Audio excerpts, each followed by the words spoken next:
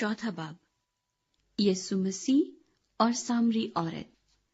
फिर जब खुदावंद को मालूम हुआ कि फरीसियों ने सुना है कि यीशु यूहन्ना से ज्यादा शागिर्द करता और बपतिस्मा देता है, गो यीशु आप नहीं बल्कि उसके शागिर्द बपतिस्मा देते थे, तो वो यहूदिया को छोड़कर फिर गलील को चला गया और उसको सामरिया से होकर जाना जरूर था। बस वो सामरिया के एक शहर तक आया जो सोखार कहलाता है। वो उस किता के नजदीक है जो याकूब ने अपने बेटे यूसुफ को दिया था, और याकूब का कुआं वहीं था। चुनाचे यीशु सफर से थका मांदा होकर उस कुएं पर यूं ही बैठ गया। ये 6 घंटे के करीब था। सामरिया की एक औरत पानी भरने आई। यीशु ने उससे कहा, मुझे पानी पिला, क्योंकि उसके शागिर्द शहर में खाना मोल लेने को गए थे।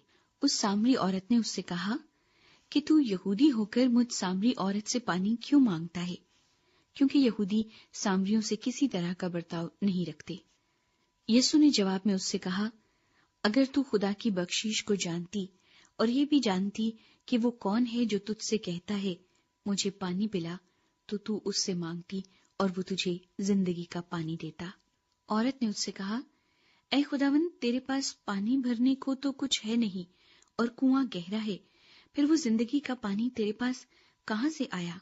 क्या तू हमारे बाप याकूब से बड़ा है, जिसने हमको ये कुआं दिया और खुद उसने और उसके बेटों ने और उसके मुआशी ने उसमें से पिया? यीशु ने जवाब में उससे कहा, जो कोई इस पानी में से पीता है वो फिर प्यासा होगा, मगर जो कोई उस पानी में से पिएगा जो मैं उसे दूंगा वो अब तक प्यासा न होगा, बल्कि जो पानी मैं उसे दूंगा वो उसमें एक चश्मा बन जाएगा जो हमेशा की जिंदगी के लिए जारी रहेगा। औरत ने उससे कहा, ऐ खुदावंद, वो पानी मुझको दे, ताकि मैं न प्यासी हूं न पानी भरने को यहाँ तक आऊं। यीशु ने उससे कहा, जा अपने शौहर को यहाँ बुला ला। औरत ने जवाब में उससे कहा कि मैं बेशौहर हूं। यीशु ने उससे कहा, तूने खूब कहा कि मैं बेशौहर हूं, क्योंकि तू 5 शौहर कर चुकी है और जिसके पास तू अब है वो तेरा शौहर नहीं। ये तूने सच कहा।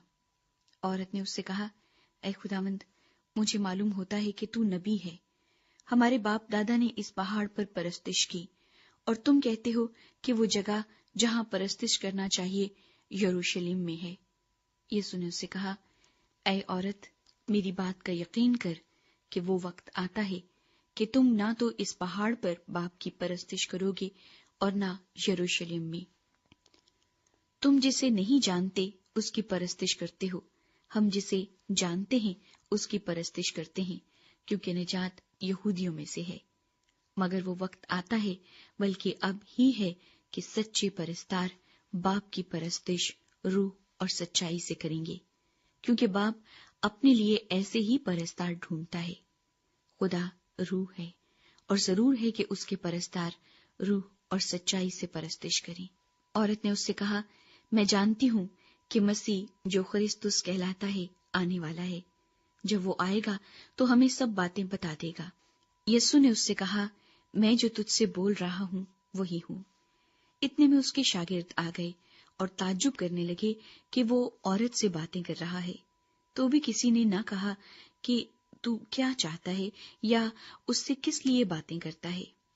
बस औरत अपना घड़ा छोड़कर शहर में चली गई और लोगों से कहने लगी, आओ एक आदमी को देखो जिसने मेरे सब काम मुझे बता दिए। क्या मुमकिन है कि मसीह यही है? वो शहर से निकलकर उसके पास आने लगे। इतने में उसके शागिर्द उससे ये दरखास्त करने लगे कि ऐ रब्बी, कुछ खा ले। लेकिन उसने उनसे कहा, मेरे पास खाने के लिए ऐसा खाना है जिसे तुम नहीं जानते। बस शागिर्दों ने आपस में कहा, क्या कोई उसके लिए कुछ खाने को लाया है? यीशु ने उनसे कहा, मेरा खाना ये है कि अपने भेजने वाले की मर्जी के मुआफिक अमल करूं और उसका काम पूरा करूं। क्या तुम कहते नहीं कि फसल के आने में अभी 4 महीने बाकी हैं? देखो, मैं तुमसे कहता हूं, अपनी आंखें उठाकर खेतों पर नजर करो कि फसल पक गई है और काटने वाला मजदूरी पाता और हमेशा की जिंदगी के लिए फल जमा करता है, ताकि बोने वाला और काटने वाला دونوں مل کر خوشی کریں، کیونکہ اس پر یہ مثل ٹھیک آتی ہے کہ بونے والا اور ہے، کاٹنے والا اور۔ میں نے تمہیں وہ کھیت کاٹنے کے لیے بھیجا جس پر تم نے محنت نہیں کی، اوروں نے محنت کی، اور تم ان کی محنت کے پھل میں شریک ہوئے۔ اور اس شہر کے بہت سے سامری اس عورت کے کہنے سے جس نے گواہی دی کہ اس نے میرے سب کام مجھے بتا دیے، اس پر ایمان لائے۔ پس جب وہ سامری اس کے پاس آئے تو اس سے درخواست کرنے لگے کہ ہمارے پاس رہ۔ چنانچہ وہ 2 روز وہاں رہا، اور اس کے کلام کے سبب سے اور بھی بتیرے ایمان لائے۔ اور اس عورت سے کہا، اب ہم تیرے کہنے ہی سے ایمان نہیں لاتے، کیونکہ ہم نے خود سن لیا اور جانتے ہیں کہ یہ فی الحقیقت دنیا کا منجی ہے۔ بادشاہ کے ملازم کے بیٹے کو شفا۔ پھر ان 2 دنوں کے بعد وہ وہاں سے روانہ ہو کر گلیل کو گیا، کیونکہ یسوع نے خود گواہی دی کہ نبی اپنے وطن میں عزت نہیں پاتا۔ بس جب وہ گلیل میں آیا تو گلیلیوں نے اسے قبول کیا، اس لیے کہ جتنے کام اس نے یروشلم میں عید کے وقت کیے تھے انہوں نے ان کو دیکھا تھا، کیونکہ وہ بھی عید میں گئے تھے۔ پس وہ پھر کانہ گلیل میں آیا جہاں اس نے پانی کو مے بنایا تھا، اور بادشاہ کا ایک ملازم تھا جس کا بیٹا کفرنہوم میں بیمار تھا۔